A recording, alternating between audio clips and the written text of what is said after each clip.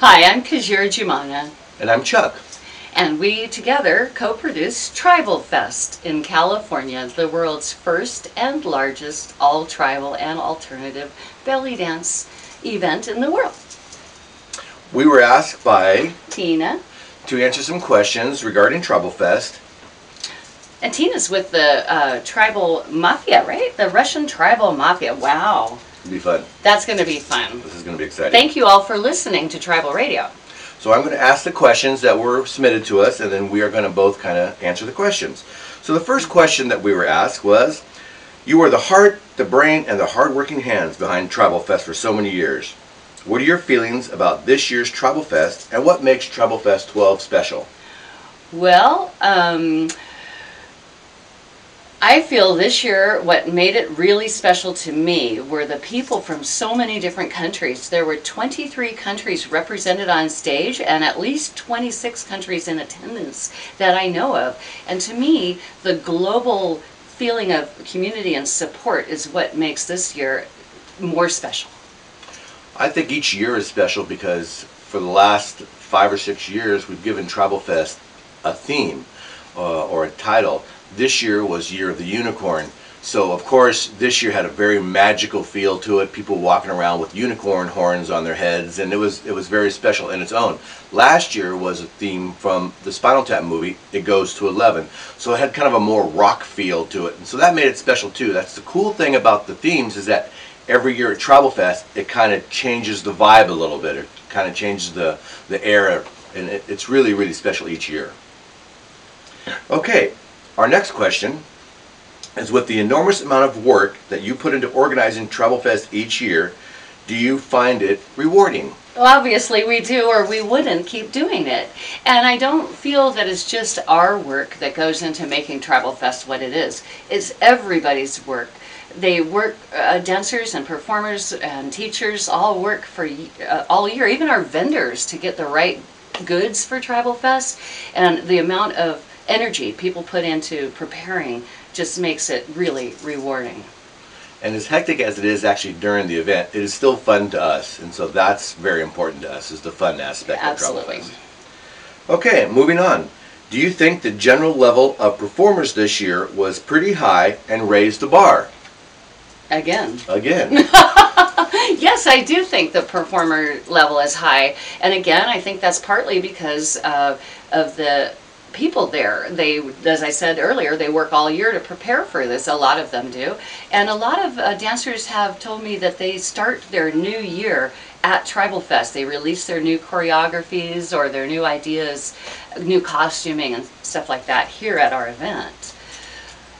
The level of performances are always great at Tribal Fest because we have the really big stars, so that our teachers that are performing, along with people who are coming from around the world who, you know, first time at Tribal Fest. And so there's a whole level of performances at Tribal Fest that's really, really amazing, from the biggest stars down to the very brand new people. And Tribal Fest is a very supportive crowd, and so it makes each year outstanding. Yeah, and we do like to have a variety of performers, as Chuck just said. It's important to me to have a venue to include those who may not have performed before as well. So, but everybody puts their best foot forward, so it's always a great show. This is an easy question because we've been asked it a lot of times. How did the idea of organizing a festival of tribal culture first come about? Well, I started it because when I began tribal, there was only ATS, Carolina Noricchio and Fat Champ's belly dances style of tribal. We also had the folkloric dances of actual tribal dances done by groups. There were so many dance events and festivals already celebrating Oriental and cabaret styles, and tribal was always kind of shoved to the second stage or whispered about behind our back as the naughty stepchild of belly dance. So I felt there was a need in the tribal community to have an event of our own where we could celebrate 100% who we are. And it started out as just 2 days with 6 workshops, I believe, on Saturday and Sunday only, and the show was Saturday and Sunday.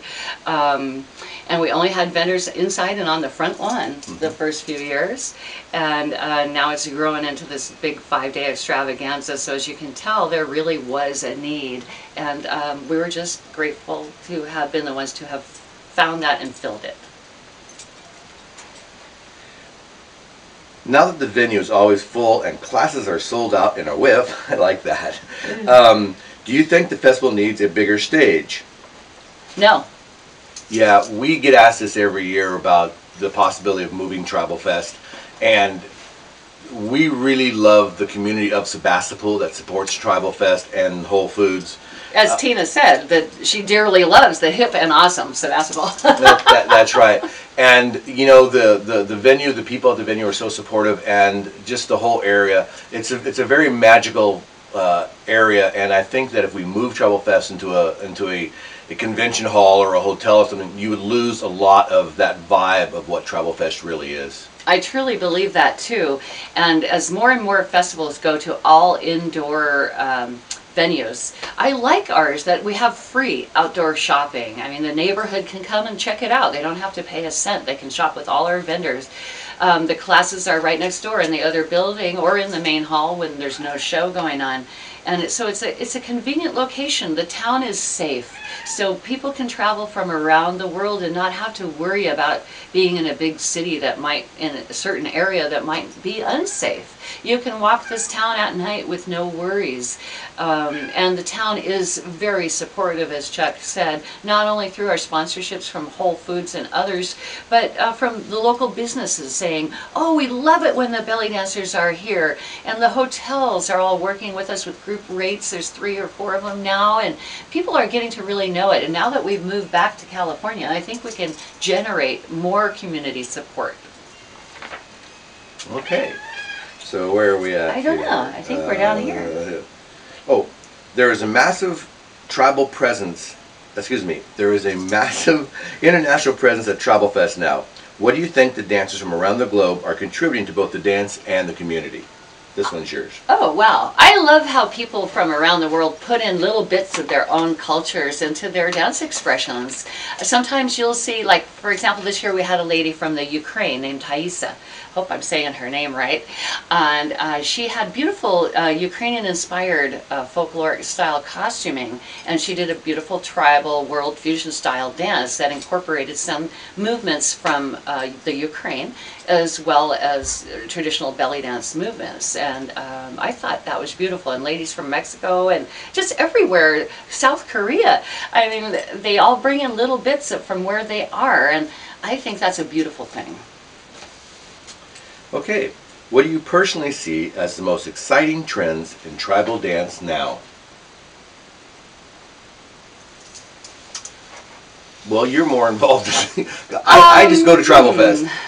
Exciting trends now. What do we see this year? Well, more and more creativity, I have to say, and but still the level of belly dance is high, and people are. There was a while there where I wasn't sure if the world fusion styles were going to get so wild and fusiony that they were no longer belly dance. But this year I think I saw actual belly dance being done more. Yeah, so I really like that trend to keep it belly dance, because there is that danger of losing that feel when with some of the modern music and lack of finger symbols and things like this that sometimes permeates the fusion community. It's nice to keep our feet in the belly dance door. As one of the founding mothers and creator of your own belly dance style, do you like the direction the dance is taking now, with new steps, new music, new dancers from around the globe joining in? I think you can tell I totally do. Yeah. In fact, for me personally, one of the best things about my troupe, Black Sheep Belly Dance, is that I give these teacher training. I have a teacher training program, and I'm fortunate enough to be able to travel the world and train teachers. When they get to my level 2 and they're actively teaching professional performance level classes, they're welcome to join Black Sheep on stage at Tribal Fest or anywhere else. So I feel that my troupe embodies that the flavor of the world by bringing in dancers from all around. And next year, Linda Milani from Italy will be joining us as a Black Sheep member on stage, and also teaching Italian-inspired Black Sheep movements. So I love the world community and what they're doing. Do you think tribal belly dance will become one of the new hypes, like some time ago, tango, Zumba, or whatever? I don't think so. Yeah, I don't think it'll cross over to that wide market like Zumba has, but it'll definitely always be there. Yeah, I think it's enjoying a renaissance again, like it did in the 60s for belly dance. And then it kind of went down a bit and went up and went down. But I think we are seeing a new interest in belly dance because it's no longer associated only with the Middle East. In tribal, we get to explore who we are as people and as dancers and our cultures, and join that together with the dance steps from the Middle East, what makes it belly dance, but not having to adhere to another culture's mores. And so I don't think it will be a hype either, because sorry, I'm gonna go on a little longer on that, because it takes more effort to study it than a lot of people might think at first. Yeah. Yeah. Male belly dancers. A whole new world of tribal dance art. What do you think about men in tribal fusion? Do they have a chance? Do they have a Smiley chance? face. Absolutely, and Huge. It's not new. When you look at belly dance and the history of belly dance, men have always been involved and have always danced. They always should. The more, my personal feel is, if more men danced, we would have less violence and war in the world.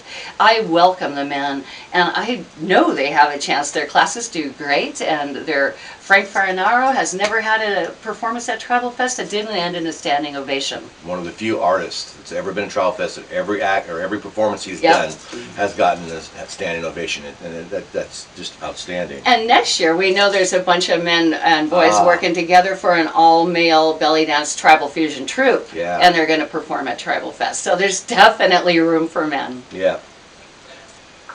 What do you see as the most beautiful thing about tribal belly dance? Support.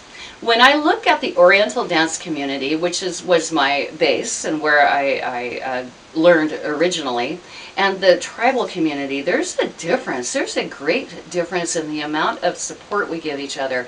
Tribal seems to be much more all-inclusive, and we tend to support one another and our creativity and our events more than I think the Oriental dance community tends to do. This may be because tribal is inherently a group dance. It started out that way. And Oriental is inherently a solo dance. So they call to different types of people. Of course, tribal fusion is solo most of the time as well.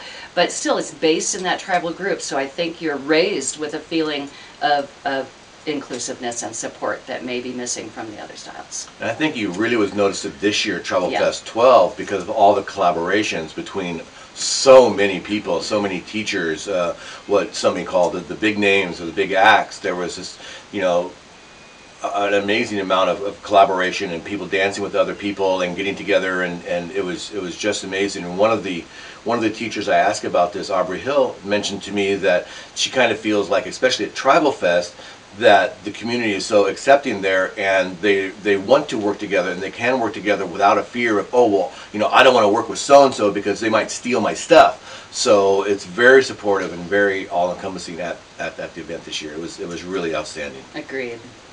Okay, have you seen any Russian, Ukrainian, Belarusian? Thank you, dancers, and how do you feel about their art and the addition of Slavic folk moves into tribal fusion, ATS, ITS, etc. I have a hard time with big words. Well, as I mentioned already, Taisa from the Ukraine, and obviously I love it. I think people should introduce parts of their cultures if they're moved or inspired to do so. Why not? However, I do want to also mention that the term ATS is now trademarked and means only Carolina Naricchio's Fat Chance belly dance style of dance. So I'd like to put that out there on Tribal Radio to be careful when using that term ATS unless you're a sister school of Fat Chance belly dance. Otherwise, a lot of people are using ITS or SGI. SGI I started, and that means Synchronized Group Improvisational. style dance. ITS can mean improvisational tribal style or international tribal style, and that's why I came up with SGI, because it just means synchronized group improv. What is your ultimate advice to belly dancers? To all belly dancers, be supportive, be creative, have fun, don't be mean or catty or small. Think big and with a big picture, and remain joyous and grateful.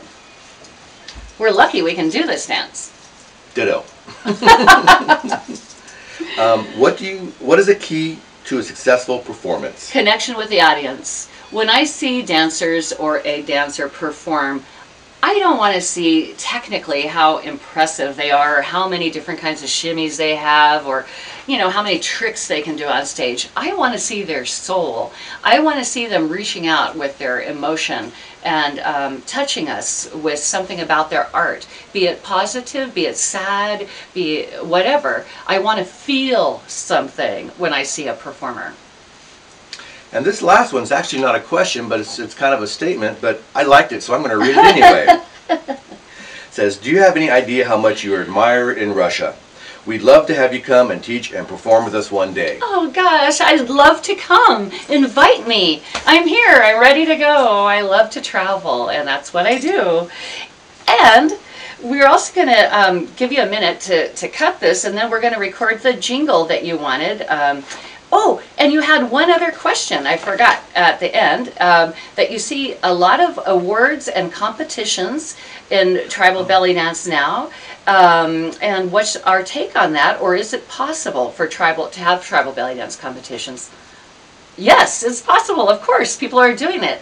I've judged a few, and I look forward to judging more. I think it's wonderful. If people want to compete, they should. However, I think there should be definitely two categories: group improvisational tribal and tribal fusion, tribal or world fusion, perhaps you could say, because they don't, those are apples and oranges. They don't intermix, and you can't judge a tribal group improv with a choreographed fusion number. They're two different. So in my opinion, those need different categories. But absolutely you can compete. Why not, if you wish to?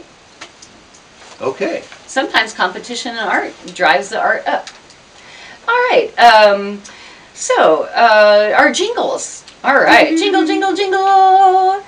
This is Kajira Jumana of Tribal Fest, and you are listening to Tribal Radio. And here's another one. Jingle, jingle, jingle.